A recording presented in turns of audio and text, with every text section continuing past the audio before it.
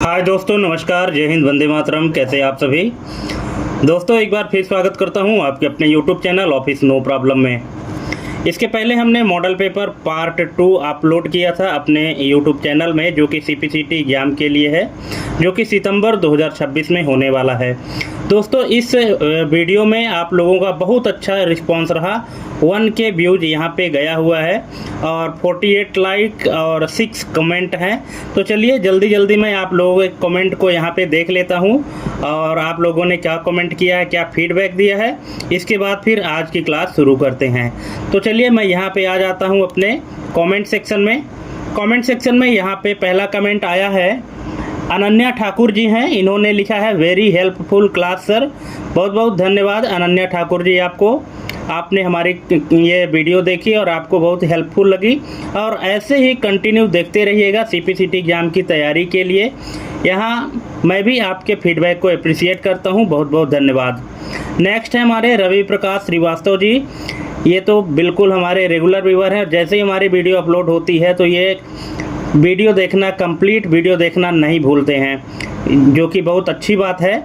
इन्होंने लिखा है सर 71/100 रहा स्कोर आज का। अच्छा, मॉडल पेपर के पार्ट 2 में इनका जो स्कोर रहा 100 में से 71 रहा। और आपने डीएचसीपी का फुल फॉर्म पूछा था, तो इन्होंने डीएचसीपी का फुल फॉर्म भी बताया। हाँ बिल्कुल, मैंने डीएचसीपी का फुल फॉर्म पूछा था। तो इन्होंने लिखा है यहाँ पे डायनेमिक होस्ट कॉन्फ़िगरेशन प्रोटोकॉल। तो रवि प्रकाश जी, यहाँ मैं आपको पिछली बार भी बताया था कि जब भी आप स्पेलिंग लिखा करें तो थोड़ा सा उसको करेक्ट करके लिखा करें। यहाँ पे आपकी कॉन्फ़िगरेशन की स्पेलिंग गलत है, तो इसको प्लीज़ आप सही कर लें, ये जो स्पेलिंग है। बाकी आपने सही लिखने की कोशिश किया है। और आपने लिखा है कि आज के 24 नंबर प्रश्न में डाउट हो रहा है। अच्छा देखिए, अगर आपको कुछ डाउट हो रहा है तो प्लीज़ उस क्वेश्चन को डिटेल में बताइएगा कि क्या डाउट हो रहा है उस क्वेश्चन से रिलेटेड, है ना। तो उसमें उसको जो है तो हम आपको कंप्लीट तरीके से सॉल्यूशन देने की कोशिश करेंगे, ठीक है। खैर कोई बात नहीं, आपका स्कोर बढ़िया रहा। और क्वेश्चन नंबर 24 को आप थोड़ा डिटेल में बताइएगा कि कहाँ पे आपको डाउट हो रहा है, ठीक है। चलिए नेक्स्ट है हमारे ये सरस्वती राजभोपा हैं। इन्होंने सिर्फ सी लिखा है, पता नहीं क्यों लिखा है सी। किसी क्वेश्चन का आंसर दिया होगा शायद इन्होंने। सरस्वती जी धन्यवाद आपको, आपने ये एक छोटा सा कमेंट किया है, लेकिन किया ज़रूर है। नेक्स्ट है हमारे अमृता मावी जी हैं। इन्होंने यस लिखा है। काहे के लिए लिखा है? अच्छा, हमने एक पोस्ट डाला था, नृत्य महोत्सव के लिए कौन सा शहर प्रसिद्ध है, तो इसके लिए इन्होंने यस लिखा है और हार्ट का सिंबल स्माइली दिया है। चलिए बहुत बहुत धन्यवाद अमृता मावी जी।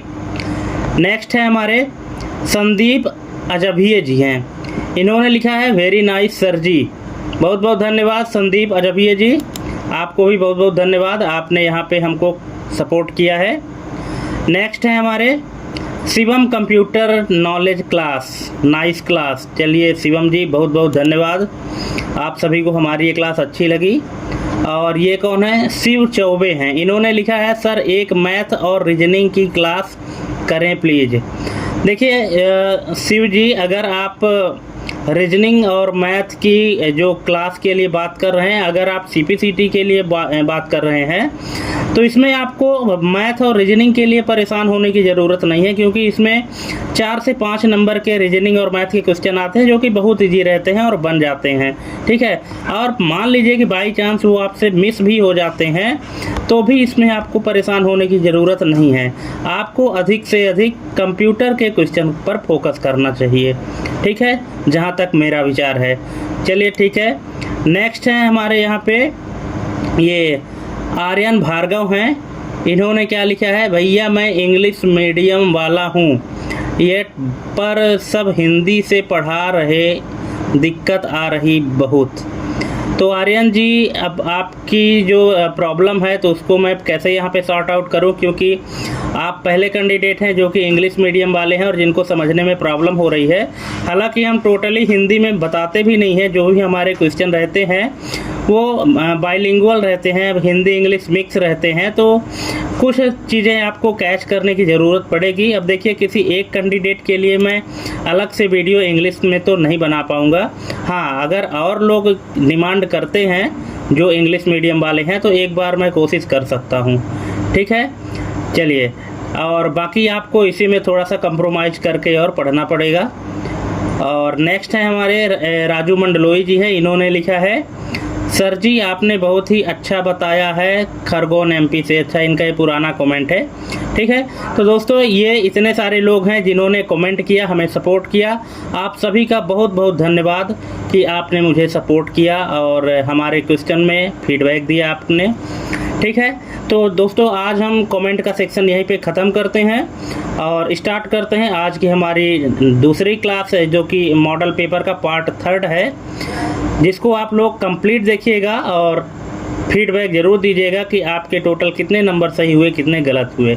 तो चलिए शुरू करते हैं। तो दोस्तों आज के मॉडल पेपर 3 में हम आ चुके हैं और आज इसका ये पहला क्वेश्चन है जो कि आप स्क्रीन में देख पा रहे हैं। जैसा कि आप स्क्रीन में पहला क्वेश्चन देख रहे हैं, जब साउंड कार्ड सीपीयू को डेटा ट्रांसफ़र करता है तो कौन सा इंटरप्ट मैकेनिज्म सीपीयू ओवरहेड को न्यूनतम करते हुए हाई स्पीड ट्रांसफ़र कर पाता है। ठीक है, क्वेश्चन थोड़ा सा लेंदी है लेकिन कॉन्सेप्चुअल क्वेश्चन है और प्रैक्टिकल बेस्ड क्वेश्चन है। इसको अगर आप थोड़ा सा अच्छे से वीडियो पॉज करके और इस क्वेश्चन को समझेंगे और ऑप्शन पढ़ेंगे तो आपको इसका आंसर पता चल जाएगा। लेकिन अगर आप इसको जब अच्छे से पढ़ेंगे तब, ठीक है, तो यहाँ पे एक आप क्वेश्चन को सिर्फ एक बार नहीं 2 बार 3 बार पढ़िए तो आपको उसका कॉन्सेप्ट समझ में आ जाएगा। और अगर आप चैनल में पहली बार आए हैं तो चैनल को सब्सक्राइब तो कर ही लीजिए, क्योंकि जब तक एग्ज़ाम नहीं हो जाएगा तब तक हम आपके लिए मॉडल पेपर लाते रहेंगे। और जो नेक्स्ट एग्ज़ाम होगा, जो नेक्स्ट एग्ज़ाम का शेड्यूल होगा, उसके लिए भी हम लाएंगे। ठीक है, तो दोस्तों यहाँ पर ये क्वेश्चन कह रहा है कि जब साउंड कार्ड सीपीयू को डेटा ट्रांसफ़र करता है तो कौन सा इंटरप्ट मैकेनिज्म सीपीयू ओवरहेड को न्यूनतम करते हुए हाई स्पीड ट्रांसफ़र कर पाता है। तो ऑप्शन है यहाँ पे निरंतर पोलिंग द्वारा स्थिति जांच, दूसरा है सीपीयू द्वारा प्रत्येक बाइट को मैनुअल पढ़ना, तीसरा है हार्डवेयर इंटरप्ट द्वारा सीपीयू को सूचना, और चौथा है मेमोरी में सीधे एक्सेस यानी डीएमए द्वारा। तो इसका करेक्ट आंसर आपके हिसाब से क्या होना चाहिए? अगर आप क्वेश्चन को समझ गए होंगे तो आई थिंक आप इसका आंसर भी गेस कर लिए होंगे। ठीक है, और चलिए देख लेते हैं इसका करेक्ट आंसर क्या होता है। तो दोस्तों इसका करेक्ट आंसर है ऑप्शन नंबर डी, मेमोरी में सीधे एक्सेस द्वारा, या कि इसको इंग्लिश में डीएमए डायरेक्ट मेमोरी एक्सेस भी कहते हैं, जिसको शॉर्ट में डीएमए कहते हैं। ठीक है, तो इसका करेक्ट आंसर हो जाएगा ऑप्शन नंबर डी।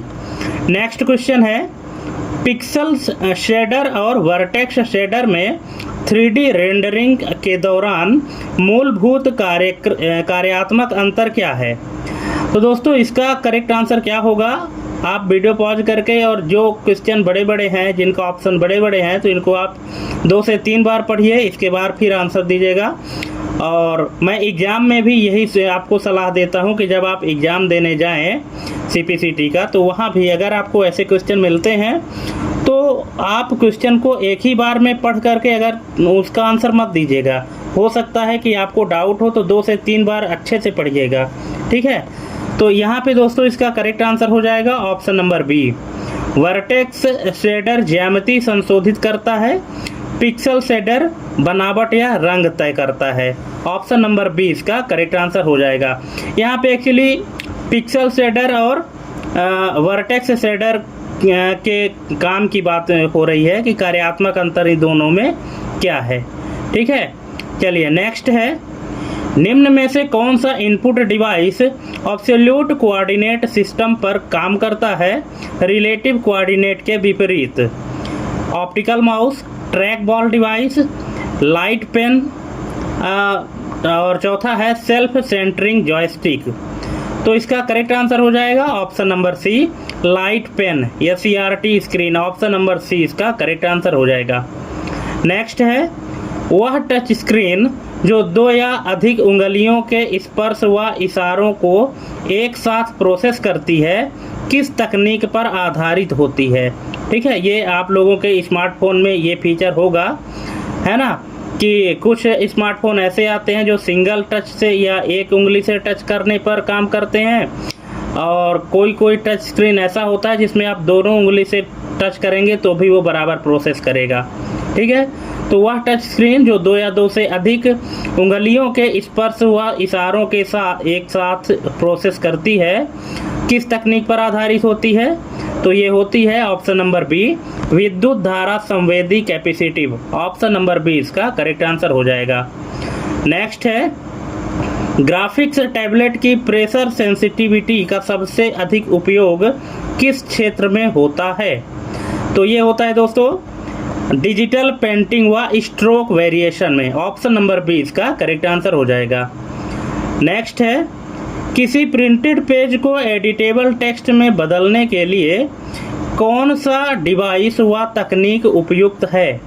आप समझिएगा क्वेश्चन क्या कह रहा है, किसी प्रिंटेड पेज को एडिटेबल टेक्स्ट में बदलने के लिए कौन सा डिवाइस व तकनीक उपयुक्त है। स्कैनर पैटर्न मिलान, MICR चुंबकीय स्याही पहचान, OMR ऑप्टिकल चिन्ह अंकन, या वेब कैमरा छवि विश्लेषण। तो इसका करेक्ट आंसर हो जाएगा option number A, scanner pattern मिलान। ठीक है, स्कैनर क्या करता है, किसी भी प्रिंटेड पेज को जब हम स्कैन करते हैं तो वो एडिटेबल टेक्स्ट में कन्वर्ट कर देता है। ठीक है, तो इसका करेक्ट आंसर हो जाएगा ऑप्शन नंबर ए। नेक्स्ट है, MICR तकनीक का सबसे अधिक उपयोग किस उद्योग में और किस कारण से किया जाता है। तो ये किया जाता है दोस्तों बैंकिंग में, चेक प्रोसेसिंग और विश्वसनीयता के लिए। चेक की जो प्रोसेसिंग होती है वो रिलायबल है या नहीं है, इसकी चेकिंग के लिए MICR का उपयोग होता है बैंकों में। Option number B.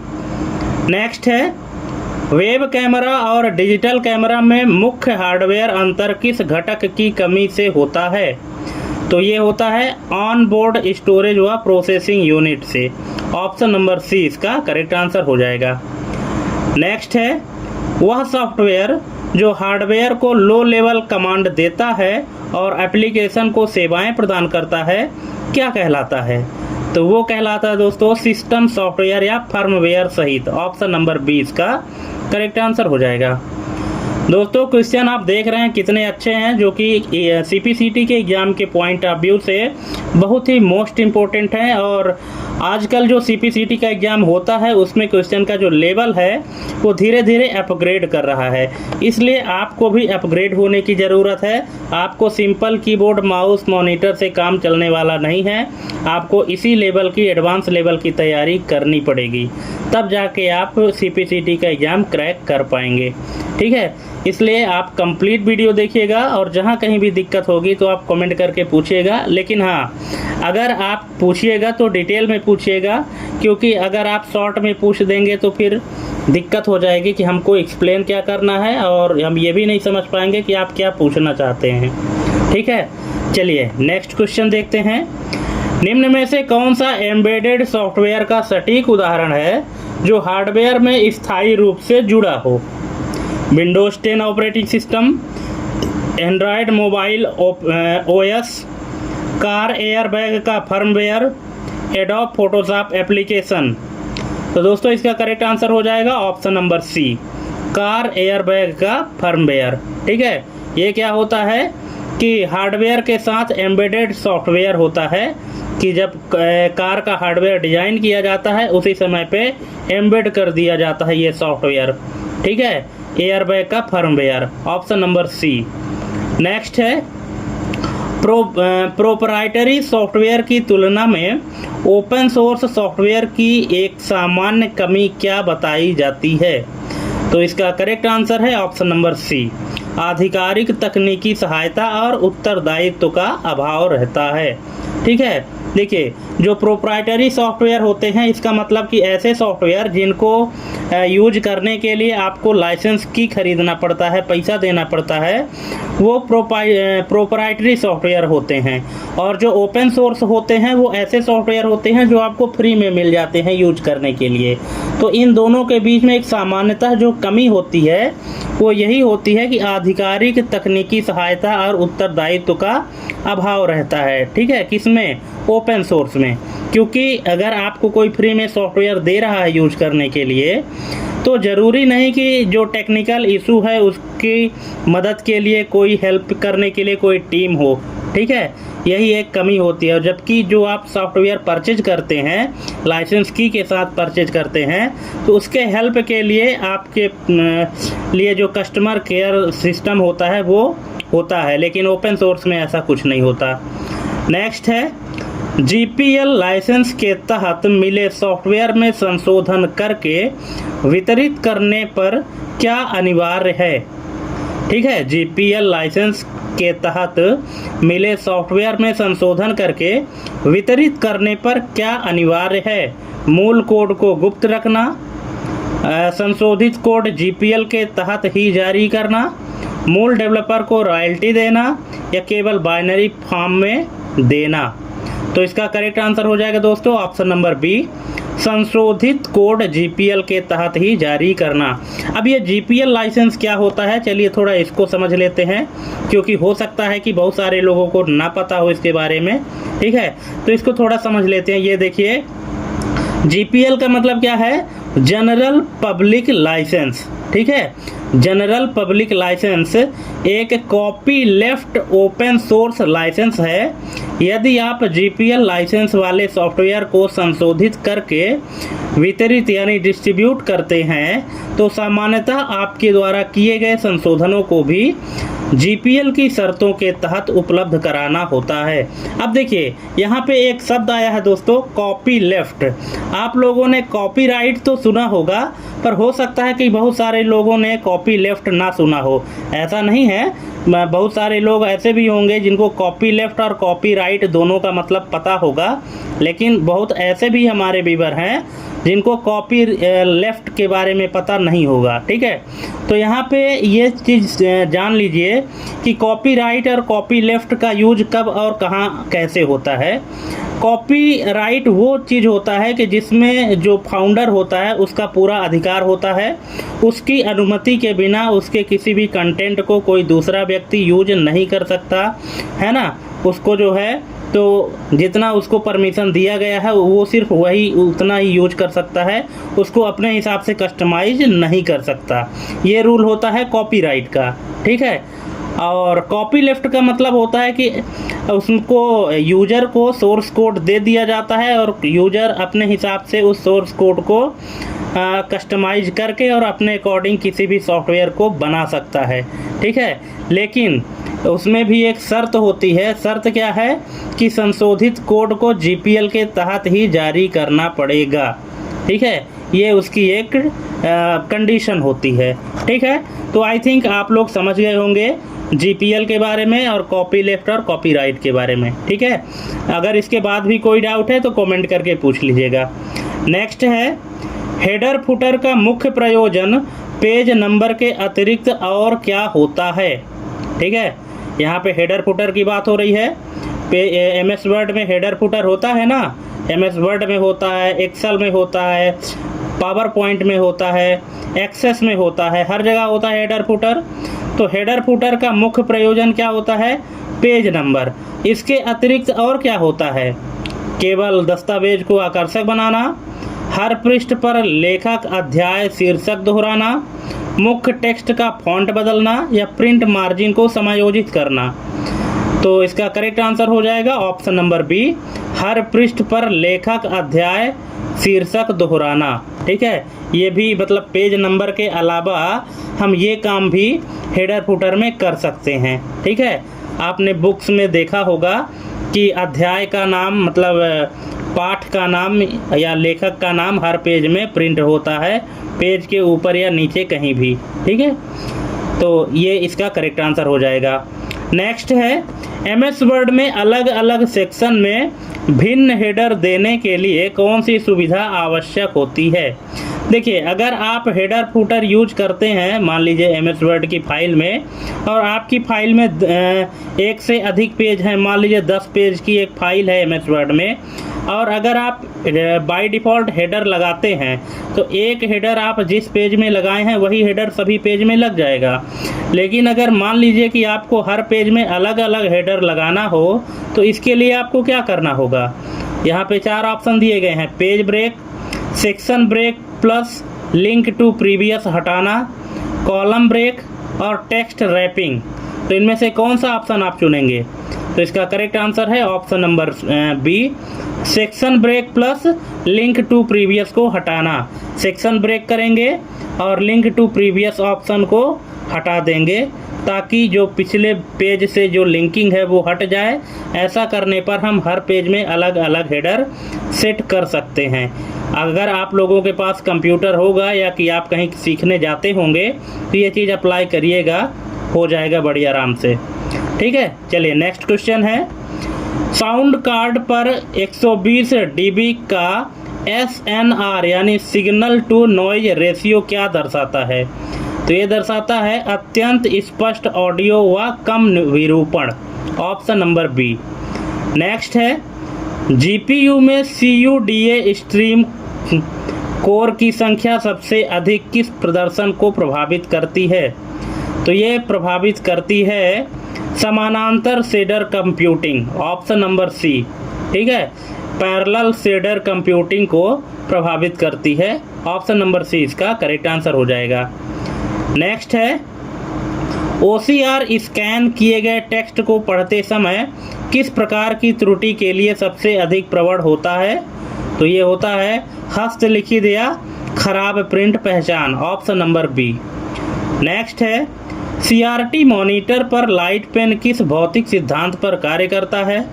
तो ये करता है इलेक्ट्रॉन बीम स्कैनिंग का पता लगाना, ऑप्शन नंबर बी। नेक्स्ट है, जॉयस्टिक में हैप्टिक फीडबैक का क्या तात्पर्य है? तो इसका तात्पर्य है कंपन व बल के रूप में स्पर्श प्रतिक्रिया, ऑप्शन नंबर सी इसका करेक्ट आंसर हो जाएगा। ठीक है, नेक्स्ट है, स्कैनर में DPI मान में वृद्धि का सीधा प्रभाव किस पर पड़ता है? तो ये पड़ता है छवि रेजोल्यूशन व फाइल आकार पर। ठीक है, क्या होता है स्कैनर में जो DPI होता है डॉट्स पर इंच, अगर इसकी वैल्यू को हम बढ़ा देते हैं, ठीक है, तो क्या प्रभाव पड़ता है? जो भी आप फ़ोटो या जो भी डॉक्यूमेंट आप स्कैन कर रहे हैं उसका रेजोल्यूशन बढ़ जाएगा और उस फाइल की साइज भी बढ़ जाएगी और वो फाइल क्लियर दिखेगी। ठीक है, यही प्रभाव पड़ता है। नेक्स्ट है, निम्न में से कौन सा उपकरण बायोमेट्रिक इनपुट की श्रेणी में नहीं आता है?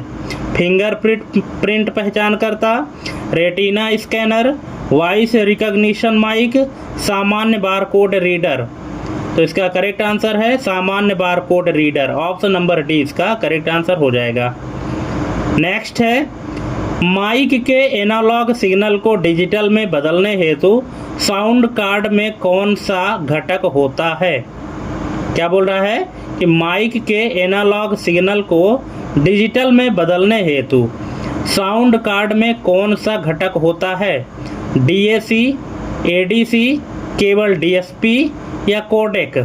तो इसका करेक्ट आंसर है ऑप्शन नंबर डी, कोडेक, है ना।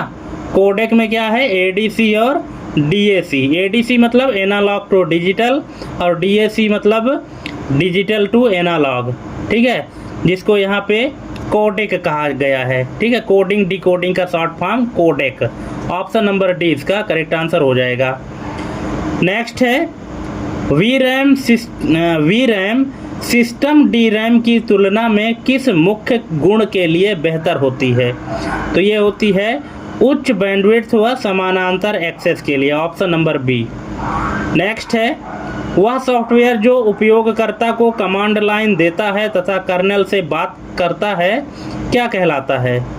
कंपाइलर, शेल, एकीकृत विकास पर्यावरण यानी इंटीग्रेटेड डेवलपमेंट इन्वायरमेंट, और चौथा है API यानी एप्लीकेशन प्रोग्रामिंग इंटरफेस।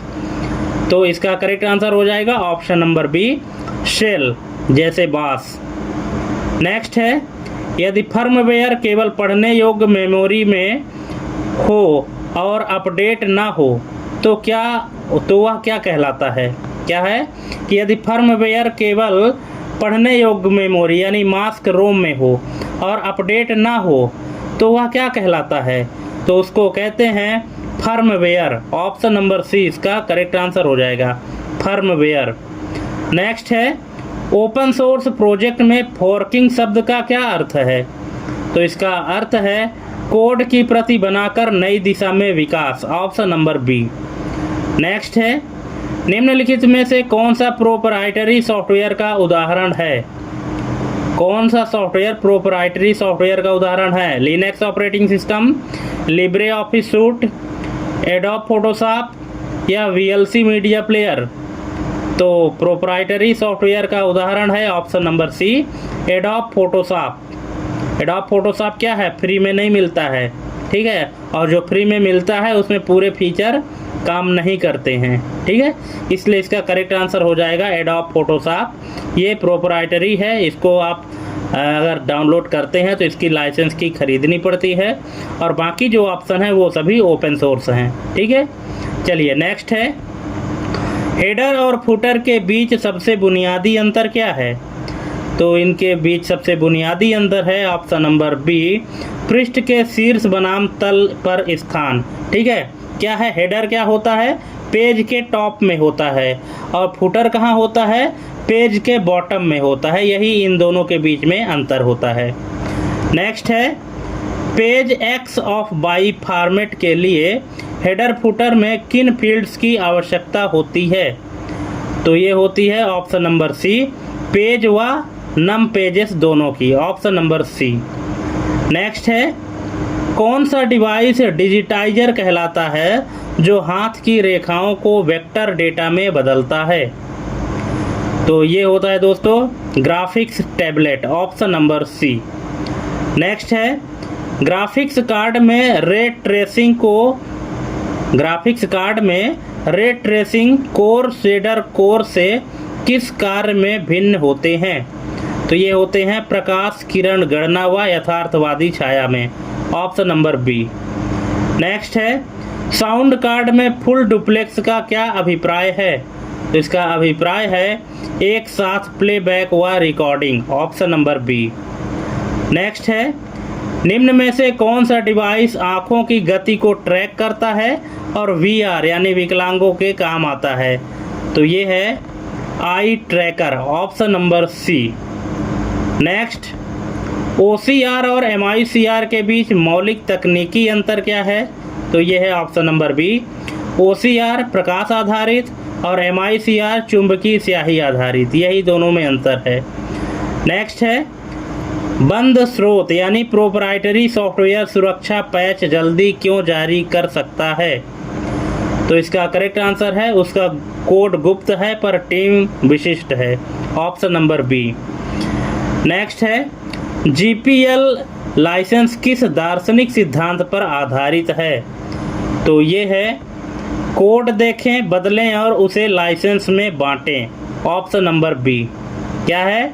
कोड देखें, बदलें और उसे लाइसेंस में बांटें यानी कॉपी लेफ्ट। नेक्स्ट है, हेडर फुटर में डेट फील्ड कोड का स्वचालित कार्य क्या है? तो इसका कार्य है ऑप्शन नंबर बी, दस्तावेज खुलने प्रिंट होने पर वर्तमान तारीख दिखाना।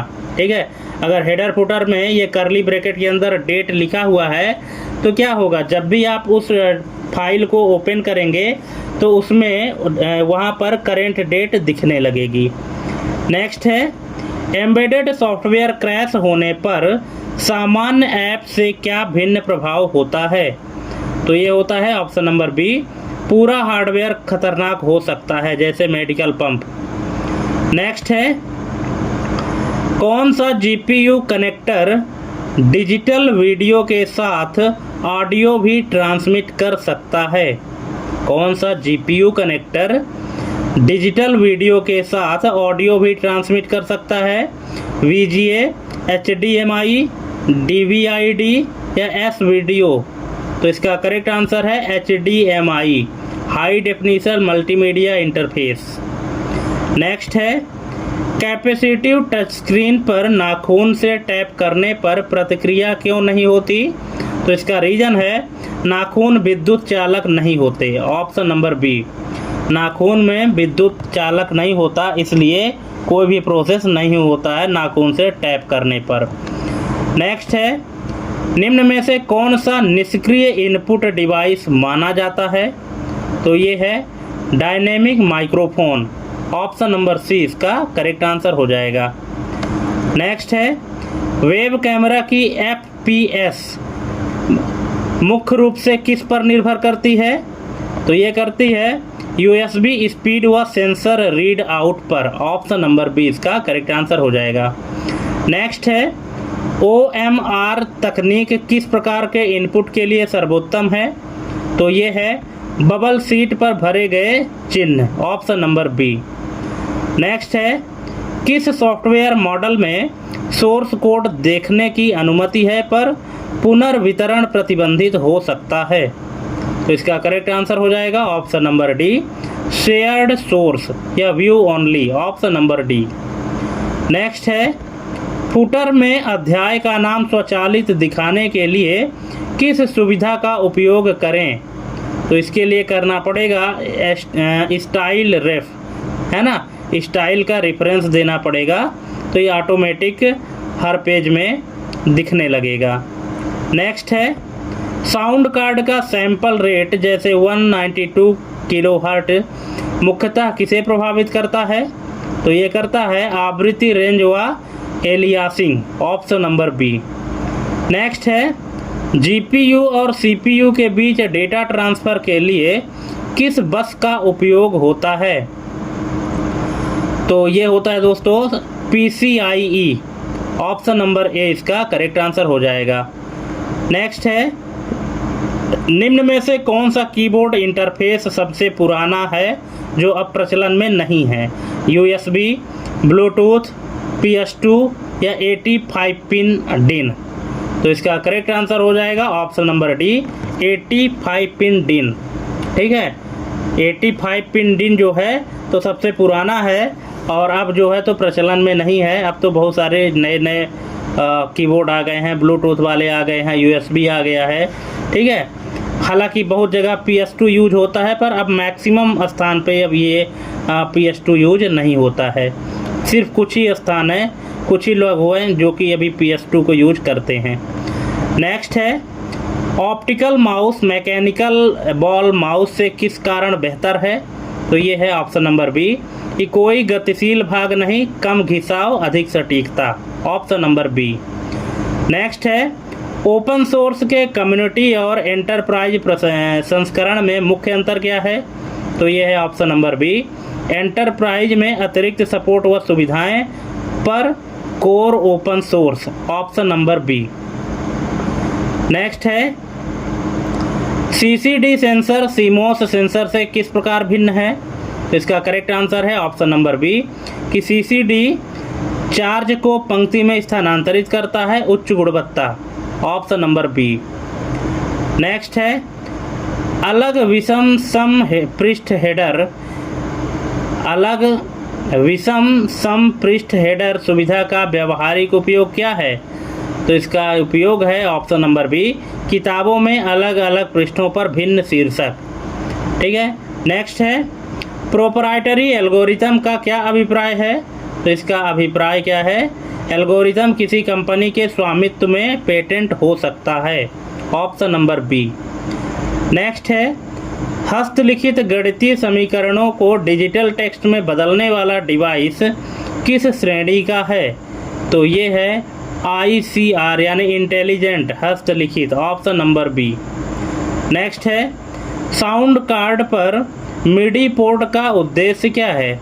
तो ये है संगीत वाद्य यंत्रों को नियंत्रित करना। Option number C. नेक्स्ट है, GPU में एंटी एलियासिंग का मुख्य उद्देश्य क्या है? तो ये है टेढ़ी रेखाओं के दांतेदार किनारे चिकने करना। Option number B. नेक्स्ट, कौन सा उपकरण स्कैनिंग व प्रिंटिंग दोनों एक यूनिट में कर सकता है? तो ये कर सकता है MFP। Option number C. Next, BIOS basic input output system किस प्रकार का सॉफ्टवेयर है? तो ये है फर्मवेयर, ऑप्शन नंबर बी, जो कि मदरबोर्ड में होता है। नेक्स्ट है ओपन सोर्स में साप्ताहिक बिल्ड का क्या अर्थ होता है? तो ये अर्थ होता है साप्ताहिक अस्थिर विकास शाखा परीक्षण हेतु, ऑप्शन नंबर बी। नेक्स्ट है वर्ड में insert alignment tab header footer में क्या लाभ देता है? तो ये देता है मार्जिन के अनुसार संरेखण, ना कि टैब स्टॉप से, ऑप्शन नंबर ए। नेक्स्ट है साउंड कार्ड का एसईओ ड्राइवर किस क्षेत्र में विशेष उपयोगी है? तो ये है पेशेवर audio recording, option number B. Next है जीपीयू के टीडीपी यानी थर्मल डिजाइन पावर का उच्च मान क्या दर्शाता है? तो ये दर्शाता है अधिक ऊष्मा व बिजली खपत, ऑप्शन नंबर बी। नेक्स्ट है टाइपिस्टों को बेहतर स्पर्श प्रतिक्रिया देने वाला कीबोर्ड कौन सा है? Membrane keyboard, scissor switch keyboard, mechanical keyboard या वर्चुअल कीबोर्ड? तो इसका करेक्ट आंसर है mechanical keyboard, option number C. Next है ट्रैक बॉल माउस का एक प्रमुख लाभ यह है कि ट्रैक बॉल माउस का एक प्रमुख लाभ क्या है? तो यह है ऑप्शन नंबर बी, इसे चलाने हेतु डेस्क स्पेस नहीं चाहिए। नेक्स्ट है स्कैनर छवि के लिए कौन सा लॉसलेस कंप्रेशन एल्गोरिथम अक्सर उपयोग होता है? तो ये होता है PNG, option number C, PNG/TIFF LZW। Next है ओपन कोर सॉफ्टवेयर मॉडल क्या है? तो ये है मूल कोर ओपन अतिरिक्त सुविधाएं शुल्क सहित, option number B. Next header footer को पहले पृष्ठ पर न दिखाने की सुविधा कब हो उपयोगी है? तो ये है पहला पृष्ठ जब कवर हो, ऑप्शन नंबर ए। जब पहला पेज कवर पेज हो तो वहाँ पर हेडर फुटर को पहले पृष्ठ पर जो है तो पेज नंबर दिखाने की सुविधा उपयोगी होती है। ठीक है, ये पहले पेज पर आपको पेज नंबर नहीं दिखाना है क्योंकि पहला पेज क्या है? कवर पेज है। नेक्स्ट है डिजिटल कैमरा का एपार्चर किसे नियंत्रित करता है? तो ये नियंत्रित करता है लेंस में प्रवेश करने वाला प्रकाश, ऑप्शन नंबर बी। नेक्स्ट है ऑटो फोकस और फिक्स्ड फोकस वेब कैमरा में मूल अंतर क्या है? तो ये है ऑप्शन नंबर बी, फिक्स्ड स्थिर ऑटो दूरी मापता है, ऑप्शन नंबर बी। नेक्स्ट है प्रोप्राइटरी सॉफ्टवेयर के साथ मुख्य नैतिक कानूनी मुद्दा क्या है? तो ये है कि बिना लाइसेंस कॉपी करना अवैध, ऑप्शन नंबर बी। नेक्स्ट है निम्न में से कौन सा उपकरण प्रिंटिंग के साथ स्कैनिंग भी कर सकता है? तो ये है inkjet all in one, option number C, जिसको मल्टी फंक्शनिंग प्रिंटर भी कहते हैं। नेक्स्ट है साउंड कार्ड पर EAX किसके द्वारा संसाधित होता है? तो ये होता है DSP यानी डिजिटल सिग्नल प्रोसेसर। नेक्स्ट है डायरेक्ट एक्स और OpenGL के अतिरिक्त निम्न में से कौन सा GPU API है? तो ये है उपयुक्त सभी, option number D. Next joystick की डेड जोन सेटिंग का क्या अर्थ है? तो इसका अर्थ है छोटी हरकतों को अनदेखा करने का क्षेत्र, option number B. Next microphone की कार्डियोइड पैटर्न किसे दर्शाती है? तो ये दर्शाती है ध्वनि की दिशात्मक संवेदनशीलता, ऑप्शन नंबर बी। नेक्स्ट है स्कैनर में डॉक्यूमेंट फीडर का मुख्य कार्य क्या है? तो ये है कई पृष्ठों को स्वतः फीड करना, option number B. Next GPL यानी कॉपी लेफ्ट लाइसेंस में MIT यानी परमिसिव से किस प्रकार भिन्न है? तो ये इसका है ऑप्शन नंबर बी कि GPL में यह अनिवार्य है कि व्युत्पन्न कार्यों का सोर्स कोड भी खुला रहे। नेक्स्ट है हेडर फुटर में बिल्डिंग ब्लॉक्स का लाभ क्या है? तो ये है पुनः प्रयोज्यता व समय बचत, ऑप्शन नंबर ए।